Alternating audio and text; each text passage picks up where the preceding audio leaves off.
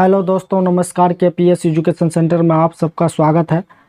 आइए आज हम लोग क्लास 8 अध्याय 15 कहानियाँ दीनबंधु निराला इसका प्रश्न उत्तर करेंगे। इससे पहले आप लोग चैनल पर पहली बार आए हैं तो चैनल को सब्सक्राइब कर दीजिए। वीडियो पसंद आया तो वीडियो को एक लाइक कर दीजिए। आइए इसका हम लोग प्रश्न उत्तर हल करते हैं। तो देखिए क्या कह रहा है, निराला को दीनबंधु क्यों कहा गया है।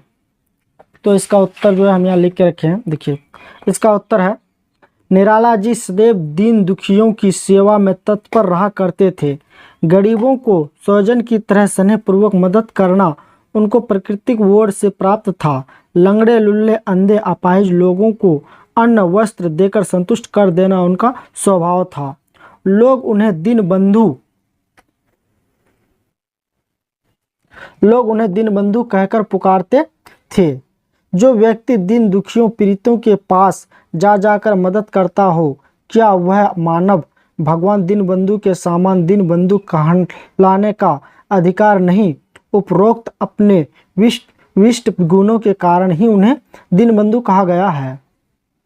अब आइए इसी का 2 नंबर में क्या कह रहा है, निराला संबंधी बातें लोगों को अतरंजित क्यों जान पड़ती है। तो इसका आंसर है, याचकों के लिए कल्पत्रु होना, मित्रों के लिए मुक्त हस्त प्रास्त होना, मित्रों और अतिथियों के स्वागत सत्कार में औदित्य हौसला दिखाने वाले, लंगड़े लुल्ले अंधे दीन जनों को का खोज कर मदद देने वाले निराला संबंधी बातें लोगों को अतरंजित जान पड़ती है। क्योंकि उपरोक्त गुणों का होना आसान नहीं। धनी लोग तो बहुत होते हैं, लेकिन निराला जिस भाव से मदद दीनों को करते थे वह आम लोगों को अतरंजित करने वाला ही है। अब आइए नेक्स्ट क्वेश्चन नंबर 3 पर चलते हैं।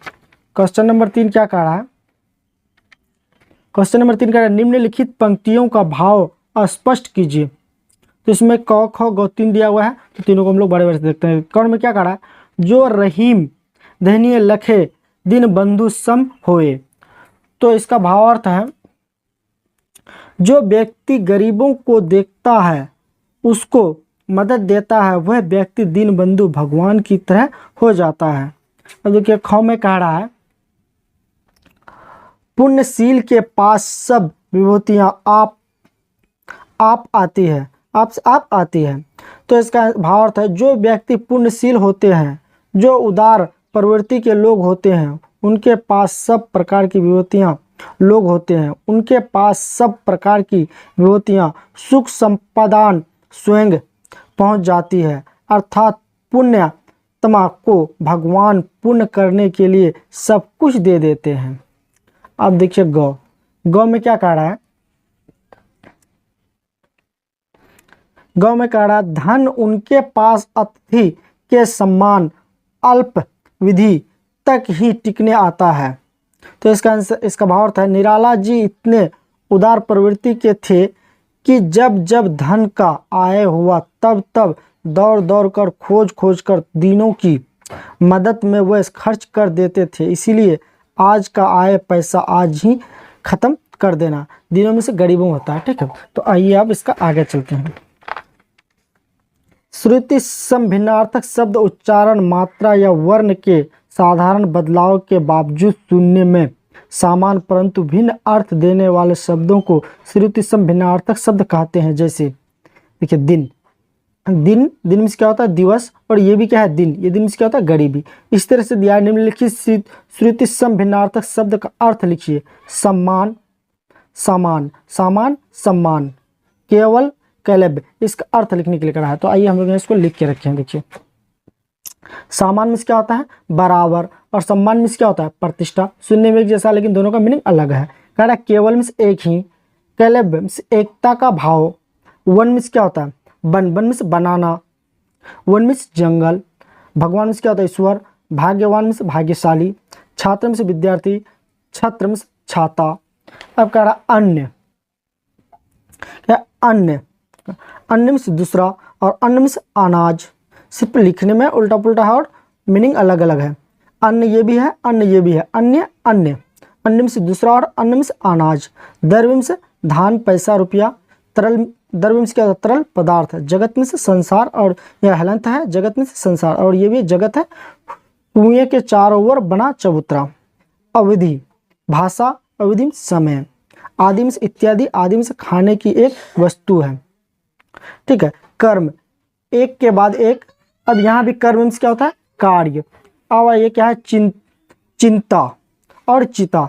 चिंता में से क्या होता है, सोचना, और चिता में से क्या होता है, मृत को जलाने के लिए शमशान में रखे गए लकड़ी के ढेर जिस पर मृतक को जलाया जाता है। अनेक अर्थ शब्द, कुछ ऐसे शब्द प्रयोग में आते हैं जिसके अनेक अर्थ होते हैं। प्रसंग अनुसार इनके अर्थ भिन्न भिन्न होते हैं। जैसे देखिए कह रहा है, मेरे नाना जी नाना प्रकार के खिलौने लाए। नाना में से क्या था, तरह तरह के भिन्न अनेक प्रकार के सामान लाए। नाना में से क्या था, नाना। अब कह नाना माँ के पिताजी, है ना, नाना भिन्न। एक नाना में से क्या होता है, नाना माँ के पिताजी नाना हो, और एक नाना में से क्या होता है, भिन्न। अब कह रहा है आम। आम इन दिनों में इतने महंगे हैं कि आम आदमी के लिए खरीदना मुश्किल है। एक आम में से क्या होता है, एक प्रकार का फल है, और एक आम में से साधारण आदमी। अब कह रहा है पानी। क्या है, पानी। उचित समय पर नगर निगम ने पानी उपलब्ध करवाकर नगर वासियों की पानी बचा ली। एक पानी में से क्या होता है, जल। एक पानी में से क्या होता है, इज्जत। अब कह रहा है फल।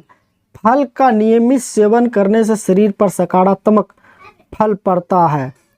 फल पेड़ का एक अंग है, और एक फल में से क्या होता है, परिणाम। इसको अच्छा फल मिला, नहीं अच्छा परिणाम मिला। अब कह रहा है दी गई जानकारी के आधार पर निम्नलिखित शब्दों का वाक्यों में इस प्रकार प्रयोग कीजिए कि एक से अधिक अर्थ स्पष्ट हो जाए। कि क्या, मन, है ना, और एक इसी को जो है इसकी तरह जो है प्रयोग करके दिखाना है। तो ठीक है, तो ये आप लोग अपने तरह से कर लीजिएगा। ठीक है, तो आई होप आप लोगों को अच्छी तरह से समझ में आया।